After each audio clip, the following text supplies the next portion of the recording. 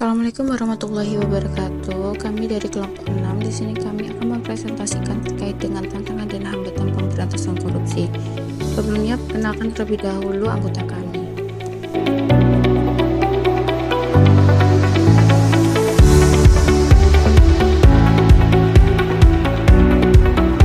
Assalamualaikum warahmatullahi wabarakatuh. Perkenalkan, nama saya Sari Rumawati dari Prodi Ilmu Parameter 1 semester 5. Di sini saya akan mempresentasikan tugas pendidikan anti korupsi yang bertemakan pemberantasan korupsi. Pengertian korupsi menurut Cross Agreement tahun 1999 dalam jurnalnya yang berjudul Corruption and Government Causes, Consequences, and Reform. Korupsi didefinisikan sebagai korupsi adalah penyalahgunaan kekuasaan publik untuk keuntungan pribadi. Korupsi bisa muncul dalam bentuk suap, penggelapan, nepotisme, dan berbagai bentuk penyalahgunaan kewenangan lainnya yang merugikan masyarakat dan sistem pemerintahan. Penyebab korupsi sendiri dibagi menjadi 5. Yang pertama, kelemahan institusi pemerintahan. Ketika lembaga pemerintahan lemah, kurang transparan, dan tidak efisien, peluang untuk terjadinya penyalahgunaan kekuasaan menjadi lebih besar. Kedua, kurangnya pengawasan. Pengawasan yang lemah terhadap pejabat publik membuka ruang bagi perilaku korupsi, terutama jika terdapat celah dalam sistem yang memungkinkan tindakan korupsi tidak terdeteksi. Yang ketiga, motivasi ekonomi.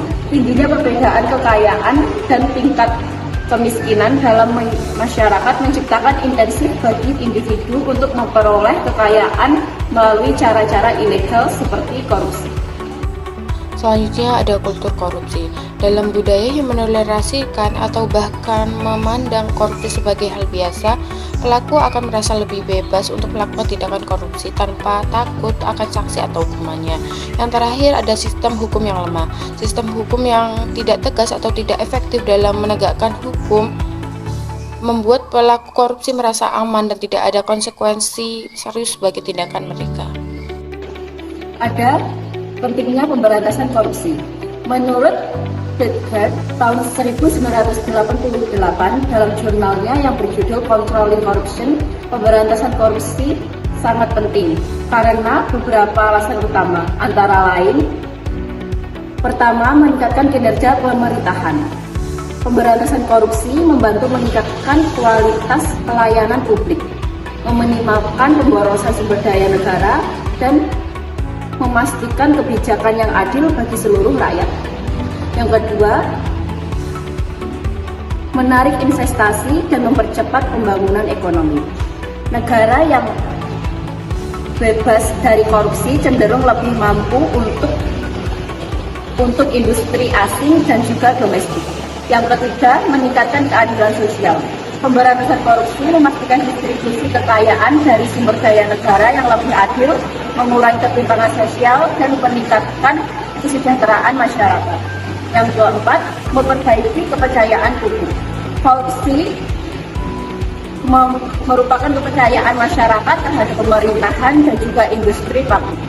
Dan yang terakhir, menciptakan keadilan dan mengurangi kemiskinan. Dengan mengurangi korupsi, masyarakat akan mendapatkan akses yang lebih mudah terhadap pembangunan dasar seperti pendidikan, kesehatan, dan juga infrastruktur. Tantangan pemberantasan korupsi. Menurut Tensi 1998 dalam jurnalnya terdapat beberapa tantangan besar dalam pemberantasan korupsi, antara lain: yang pertama, kultur korupsi yang kuat. Banyak negara berkembang, termasuk Indonesia, memiliki budaya di mana korupsi dianggap sebagai hal yang wajar dan bahkan diperlukan untuk kelangsungan hidup. Hal ini menjadikan pemberantasan korupsi sangat sulit karena perilaku tersebut sudah mengakar dalam sistem sosial dan politik. Yang kedua, penyalahgunaan kekuasaan oleh pejabat publik. Pejabat yang memiliki akses terhadap kekuasaan sering menggunakan posisi mereka untuk keuntungan pribadi. Ketergantungan pada kekuasaan dan posisi yang dimiliki untuk memperkaya diri sendiri menjadi salah satu hambatan utama dalam pemberantasan korupsi. Yang ketiga, kurangnya sumber daya untuk penegakan hukum. Lembaga-lembaga yang bertugas untuk memerangi korupsi, seperti Komisi Pemberantasan Korupsi atau KPK di Indonesia, seringkali kekurangan sumber daya manusia, dana, dan alat yang memadai untuk menjalankan tugas mereka dengan efektif. keempat, intervensi politik. Pemberantasan korupsi sering terganggu oleh intervensi politik.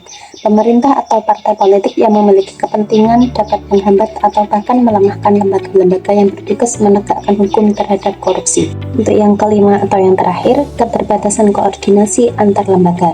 Kurangnya koordinasi antara lembaga-lembaga penegak hukum seperti kepolisian, kejaksaan, dan pengadilan dapat memperlambat proses investigasi dan penuntutan kasus korupsi. Seringkali terdapat tumpang tindih kewenangan atau ketidakjelasan dalam pembagian tugas. Selanjutnya ada hambatan pemberantasan korupsi. Yang pertama ada budaya korupsi, yaitu budaya korupsi yang mengakar kuat di berbagai sektor seperti nepotisme, penyuapan, dan penggelapan dapat menghambat upaya pemberantasan korupsi. Yang kedua ada kurangnya dukungan dari pihak-pihak terkait seperti masyarakat. Yang ketiga ada kurangnya sumber daya manusia yang kompeten. Yang keempat ada lemahnya penegakan hukum yang efektif dalam menangani korupsi. Yang terakhir ada lemahnya etik dan moral penegakan hukum. Lembaga pemberantas korupsi. Yang pertama ada KPK. KPK diberi amanat melakukan pemberantasan korupsi secara profesional, intensif, dan berkesinambungan. KPK merupakan lembaga negara dalam rumpun kekuasaan eksekutif yang dalam melaksanakan tugas dan wewenangnya bersifat independen dan bebas dari pengaruh kekuasaan manapun. KPK hadir sebagai stimulus agar upaya pemberantasan korupsi oleh lembaga-lembaga yang telah ada sebelumnya menjadi lebih efektif dan efisien. Yang kedua, BPK atau Badan Pemeriksa Keuangan adalah sebuah badan negara yang mandiri dan didirikan terkait dengan keuangan negara. Tentunya dengan pembentukan ini ada sejumlah fungsi, tugas, dan juga wewenang BPK.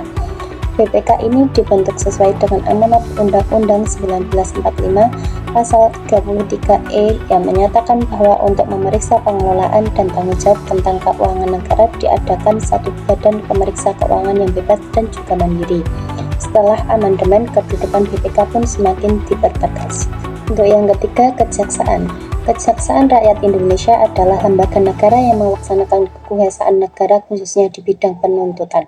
Sebagai badan yang berwenang dalam penegakan hukum dan keadilan, Kejaksaan dipimpin oleh Jaksa Agung yang dipilih dan bertanggung jawab kepada Presiden. Kejaksaan Agung, Kejaksaan Tinggi, dan Kejaksaan Negeri merupakan kekuasaan negara khususnya di bidang penuntutan, di mana semuanya merupakan satu kesatuan yang utuh yang tidak dapat dipisahkan. Yang keempat, Pengadilan Tipikor. Pengadilan Tindak Pidana Korupsi adalah pengadilan khusus yang berada di lingkungan pengadilan umum. Pengadilan Tipikor merupakan satu-satunya pengadilan yang berwenang memeriksa, mengadili, dan memutus perkara tindak pidana korupsi. Saat ini pengadilan ini telah dibentuk di setiap pengadilan negeri yang berkedudukan di ibu kota provinsi. Yang kelima, Inspektorat Jenderal. Inspektorat Jenderal atau Itjen adalah unsur pengawas pada kementerian yang mempunyai tugas menyelenggarakan pengawasan internal di lingkungan kementerian. Inspektorat Jenderal berada di bawah dan bertanggung jawab kepada Menteri. Inspektorat Jenderal dipimpin oleh Inspektur Jenderal. Akhir ada kepolisian. Kepolisian Negara Rakyat Indonesia Polri dapat paradigma baru diharapkan dapat memantapkan kedudukan dan peran kepolisian sebagai bagian integral dari upaya reformasi secara keseluruhan.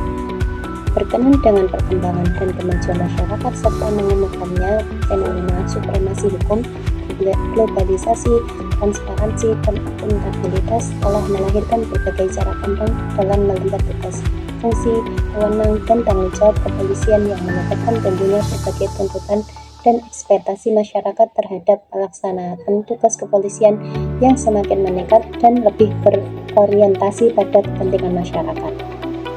Undang-Undang Nomor 2 Tahun 2002 tentang Kepolisian Negara Rakyat Indonesia dan juga berdasarkan Undang-Undang Nomor 8 Tahun 1981 tentang Kitab Hukum Acara Pidana, kepolisian memiliki kewenangan melakukan penyelidikan dan penyidikan dalam perkara pidana termasuk perkara pidana khusus korupsi.